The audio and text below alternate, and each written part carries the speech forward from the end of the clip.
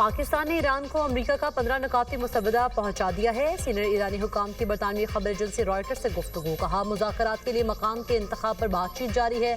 अमरीकी मुतालबात में कहा गया है कि ईरानी सरजमीन पर किसी भी मवाद की अफजूदगी न की जाए। नतंज, अस्फहान और फर्दों के जौहरी प्लान्स को खत्म किया जाए। ईरान को खत्ते में प्रॉक्सीज को फंडिंग बंद करना होगी।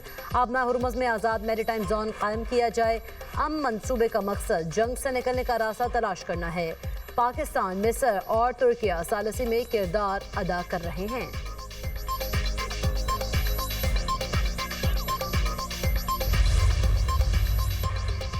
खित्ते की कशीदा सूरत हाल पर वज़ीर आज़म हाउस में अहम बैठक। चेयरमैन पीपल्स पार्टी बिलावल भुट्टो की वज़ीर आज़म शहबाज शरीफ से मुलाकात। वज़ीर आला सिंध मुराद अली शाह और वज़ीर आला बलूचिस्तान सरफराज बुगटी की भी शिरकत। हुकूमती वज़रा भी मौजूद।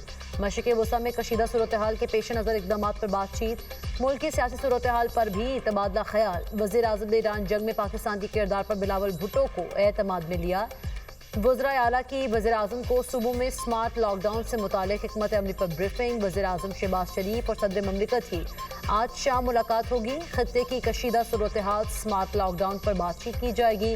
वज़ीर आज़म अमरीका और ईरान के दरमियान सालिसी से मुतालिक फैसले पर सदर को आगाह करेंगे।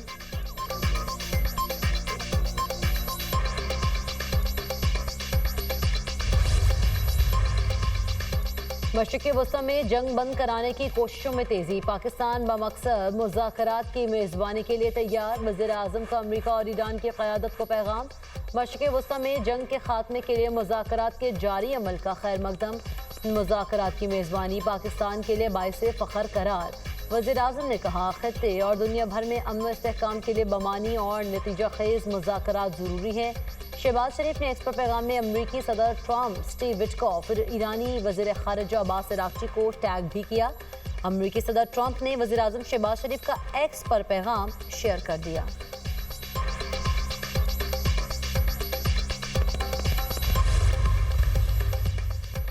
सफारतकारी और मुज़ाकरात में राजदारी और एहतियात इंतहाई ज़रूरी है। मशरिक़ वस्ता की सूरत हाल पर पाकिस्तान से मुतालिक क़यासराइयाँ और अफवाहें फैलाई जा रही हैं। तर्जुमान दफ्तर ख़ारिजा का कहना है गैर मुसद्दक़ा इत्तलात पर तबसरे और तस्दीक के लिए मुतादिद कॉल्स मौसूल हो रही हैं। क़यासराइयों से गुरेज किया जाए और सरकारी ऐलान का इंतज़ार किया जाए।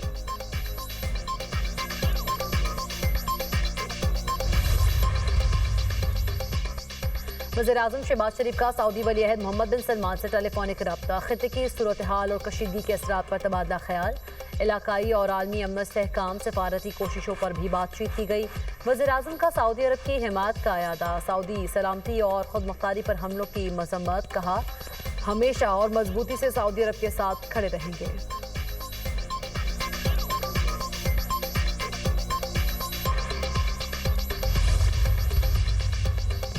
ईरान और अमेरिका के दरमियान कोई बराह रास्त या बिलवास्ता मुज़ाकरात नहीं हो रहे। पाकिस्तान में ईरान के सफ़ीर रज़ा अमीरी मुक़द्दम का बयान। कहा मीडिया में आने वाली रिपोर्ट्स और ट्रम्प के दावों के बरअक्स अब तक कोई बातचीत नहीं हुई।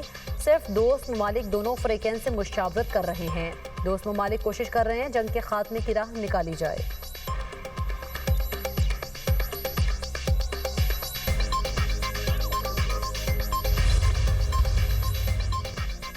ईरान जौहरी हथियार न बनाने पर रजामंद है। ईरान की नेवी और एयरफोर्स को मुकम्मल तबाह कर दिया। अमरीकी सदर ट्रम्प ने कहा है कि हमने ईरानी क़यादत को ख़त्म कर दिया। तेहरान में अब नई क़यादत है। देखते हैं नई क़यादत कैसा काम करती है। तेहरान की नई क़यादत मुआहदा करने जा रही है। बातचीत में नायब सदर जेडी वेंस, वज़ीर ख़ारिजा मार्को रूबियो शामिल हैं। नुमाइंदा ख़ुसूसी स्टीव विटकॉफ और जेरेड कुशनर भी मुज़ाकरात में शामिल। ईरान इस बार समझदारी से बात कर रहा है। ईरान ने हमें तेल और गैस से मुतालिक बहुत बड़ा तोहफ़ा दिया। तोहफ़ा बहुत कीमती और आबना हुर्मुज़ से मुतालिक था। सऊदी अरब, यूएई और कतर ईरान के मामले में बहुत बेहतरीन रहे।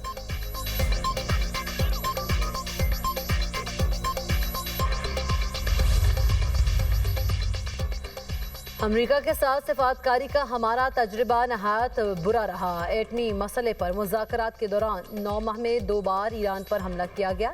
ईरानी वजारत ख़ारिजा के तर्जुमान इस्माइल बक़ाई का भारतीय मीडिया को इंटरव्यू। कहा तेहरान पर अमरीकी हमले सफारतकारी से गद्दारी थी जो 2 बार दोहराई गई। सफारतकारी से गद्दारी ईरान में ये जुमला अब एक मशहूर इस्तिलाह बन चुका है। امریکی سفارتکاری پر اب اعتماد نہیں کیا جا سکتا۔ ایران آبنہ ہرمز سے گزرنے والی جہازوں سے فیس وصول کرتا رہے گا۔ آبنہ ہرمز میں جنگی صورتحال کے باعث اقدامات کیے گئے ہیں۔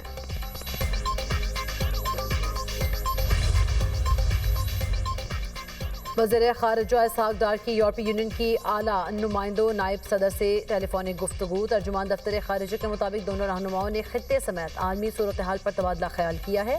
اسحاق ڈار نے کشیدگی میں کمی کی اہمیت پر زور دیا، کہا امن و استحکام کے لیے مکالمہ اور سفارتکاری ناگزیر ہیں۔ دونوں رہنماؤں نے بدلتی صورتحال پر قریبی رابطے میں رہنے پر اتفاق کیا۔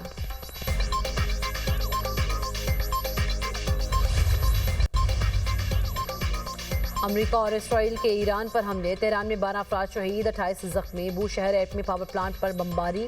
ایرانی میڈیا کے مطابق حملے سے کوئی تکنیکی یا جانی نقصان نہیں ہوا۔ IAEA کا کہنا ہے کہ ایران نے ایٹمی پاور پلانٹ کی حدود میں بمباری کا بتایا۔ حملے میں کوئی جانی نقصان نہیں ہوا۔ کمال شہر اور کرج پر حملوں میں 18 افراد زخمی۔ جنگ کے آغاز سے اب تک 215 شہروں کو نشانہ بنایا گیا۔ 83,000 سے زائد عمارتوں کو نقصان پہنچا۔ 281 طبی مراکز بھی شامل۔ ہلال احمر کے 17 مراکز اور 94 ایمبولینسز بھی تباہ۔ ایران میں شہادتوں کی مجموعی تعداد 1500 سے تجاوز کر گئی۔ جنگ سے تعلیم کا شعبہ شدید متاثر، اسکول اور تعلیمی اداروں کو بھی نشانہ بنایا گیا۔ شہداء میں 243 طلباء اور اساتذہ شامل ہیں۔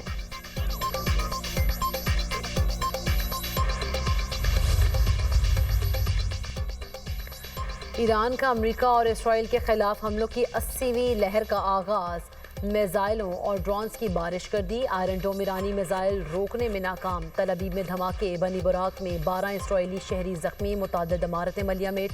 پاسداران انقلاب کا کہنا ہے دشمن پر سجیل، عماد اور خیبر شکن میزائل داغے۔ تل ابیب میں اسرائیلی فوج کے کمرشل، لاجسٹک اور سپورٹ مراکز ہدف بنائے گئے۔ صہیونی رجیم کی انٹیلیجنس ایجنسیز کو مقبوضہ علاقوں میں نشانہ بنایا۔ حیفا میں دشمن کے اہم ٹھکانوں پر بھی حملے۔ کویت ایئرپورٹ پر ڈرون حملے سے ایندھن کے ٹینک میں آگ بھڑک اٹھی۔ کویتی حکام کے مطابق حملے میں کوئی جانی نقصان نہیں ہوا۔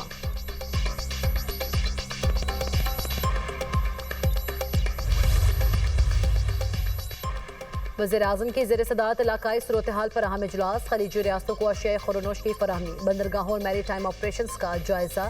دوست ممالک کو اشیاء کی فراہمی سے متعلق حکمت عملی اور اب تک کی پیش رفت پر اطمینان کا اظہار، کہا خلیجی ممالک کی غذائی ضروریات کا خیال رکھنا ہمارا فرض ہے۔ غذائی تحفظ کے حوالے سے تمام متعلقہ محکمے خلیجی ممالک سے قریبی رابطے میں رہیں۔ ملکی غذائی ضروریات کے لیے اشیاء کی طلب و رسد کی مکمل نگرانی کی جائے۔ وافر مقدار میں موجود اشیاء خورنوش کی خلیجی ممالک میں برآمد کے لیے تیزی سے کام کیا جائے۔